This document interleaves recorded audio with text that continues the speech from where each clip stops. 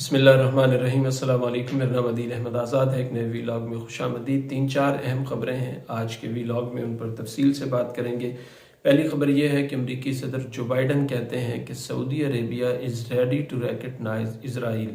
سعودی عرب اسرائیل کو تسلیم کرنے کے لیے تیار ہو گیا ہے۔ اس کے پیچھے مکمل حقائق کیا ہیں، تفصیلات کیا ہیں، مکمل خبر کیا ہے، آج کے ویلاگ میں آپ کو بتلائیں گے۔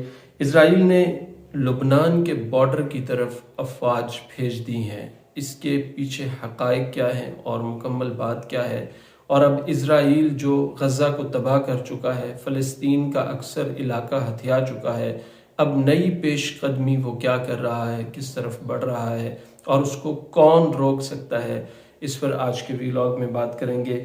اور ساتھ ہی ساتھ آپ کو بتلائیں گے پاکستانی پولیس آفیسر شہر بانو کو، جس نے اچرا کے اندر مشتعل ہجوم سے ایک خاتون کو بچایا تھا، جس نے عربی کیلی گرافی والا لباس پہنا ہوا تھا، اس کے اوپر حلوہ لکھا ہوا تھا۔ تو اس خاتون پولیس آفیسر کو سعودی عرب نے دورہ سعودی عرب کی دعوت دی ہے۔ اس کی تفصیلات کیا ہیں، اس پر آج کے ویلاگ میں بات کریں گے۔ سردست ہم بات کا آغاز کریں گے امریکی صدر جو بائیڈن کے بیان سے، جس میں انہوں نے کہا ہے کہ سعودی عرب اسرائیل کو تسلیم کرنے کے لیے تیار ہو گیا ہے۔ جب یہ خبر سامنے آتی ہے تو بہت کنسرن پیدا ہو جاتا ہے پورے عالم اسلام میں کہ ایک طرف اسرائیل فلسطینیوں کے ساتھ کیا کر رہا ہے، مسجد اقصی پر قبضہ کیا ہوا ہے، مشرقی یروشلم القدس کو ہتھیایا ہوا ہے، غزہ میں 30 لاکھ لوگوں کے شہر کو تباہ و برباد کر دیا ہے، 20,000 لوگ اس میں شہید ہو چکے ہیں، 16,000 بچے ڈیمیج ہو چکے ہیں، 8,000 بچے دب کے شہید ہو چکے ہیں۔ رفح بارڈر پر جو خیمے بنائے گئے ہیں، وہاں پناہ گزین جو غزہ سے بچے کھچے لوگ وہاں پر گئے ہیں، ان پر بمبنگ کر رہا ہے، ادویات نہیں جانے دے رہا، غذا نہیں جانے دے رہا، اور دوسری طرف سعودی عرب تو تسلیم کرنے جا رہا ہے اسرائیل کو۔ امریکی صدر جو بائیڈن کا بیان آ گیا ہے، ایک بہت بڑا کنسرن پیدا ہو جاتا ہے عالم اسلام میں اس خبر کو لے کر۔ آپ اس کی ذرا ریسرچ کریں، تحقیق کریں تو سعودی عرب نے 4 سے 5 مطالبات رکھے ہیں امریکہ کے سامنے کہ اسرائیل ان کو تسلیم کرے گا تو ہم پھر تسلیم کریں گے اسرائیل کو، یا اس کے ساتھ اپنے معاملات جو ہیں وہ نارمل کریں گے یا سفارتی تعلقات بنائیں گے۔ ہمارا پہلا مطالبہ یہ ہے کہ اسرائیل تمام کے تمام جو فلسطین کے مقبوضہ علاقے ہیں وہ خالی کرے، مسجد اقصی کو چھوڑے، اور اس کے ساتھ ساتھ یہ غزہ میں جو کچھ ہو رہا ہے اس کو بند کرے، اپنی حدود میں واپس چلا جائے اور 1967 کی حدود پر پہنچ جائے۔ تو اس کے بعد ہم اسرائیل کے ساتھ مذاکرات کے لیے بھی تیار ہیں اور باقی معاملات کے لیے بھی تیار ہیں۔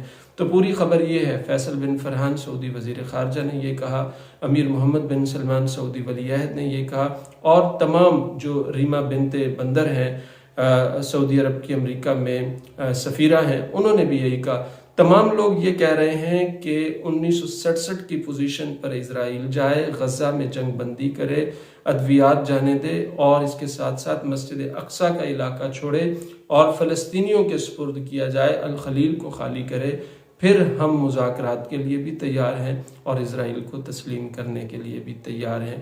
اور یہی تمام اسلامی ممالک کا مطالبہ ہے۔ اب یہ آدھی ادھوری خبر جب دنیا میں شائع ہوئی تو ظاہر ہے ایک کنسرن تو پیدا ہوا کہ سعودی عرب تو اسرائیل کو تسلیم کرنے جا رہا ہے۔ وہ تسلیم کرنے نہیں جا رہا، اپنی شرائط کے ساتھ جا رہا ہے، جو شرائط پوری اسلامی دنیا مانتی ہے۔ تو وہ شرائط اسرائیل مانے گا تو آگے بات ہوگی، اس کے علاوہ کوئی بات نہیں ہے۔ ایک اور اہم خبر ہے، یہ بھی آپ کے سامنے رکھتے ہیں۔ اسرائیل نے لبنان کے بارڈر کی طرف افواج اپنی بھیج دی ہیں۔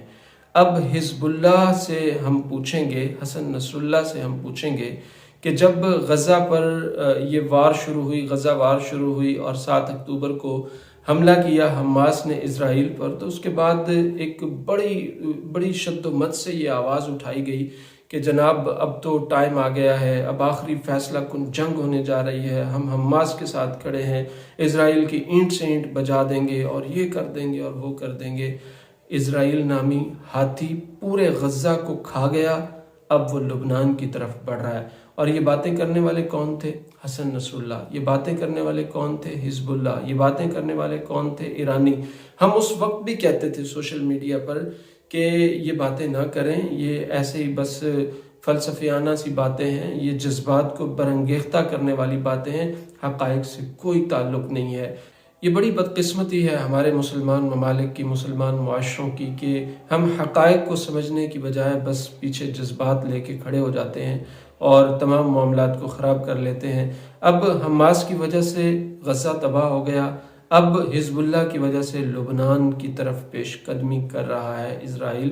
تو بہرکیف اسرائیل کو کہیں نہ کہیں روکنا ہوگا، اور حماس اور حزب اللہ کو بھی کہیں نہ کہیں روکنا ہوگا، جنہوں نے پوری ہوا دی اس جنگ کو، فضا بنائی، ہم یہ کر دیں گے وہ کر دیں گے۔ اس کو کہتے ہیں دادا گیری کرنا، ہیرو گیری کرنا، اپنے آپ کو مسلمانوں کا ریپریزنٹیٹیو بتانا، جناب ہم یہ کر دیں گے وہ کر دیں گے اور اسرائیل کو تہس نہس کر دیں گے۔ دیکھ لیجئے کتنا اسرائیل تہس نہس ہو گیا۔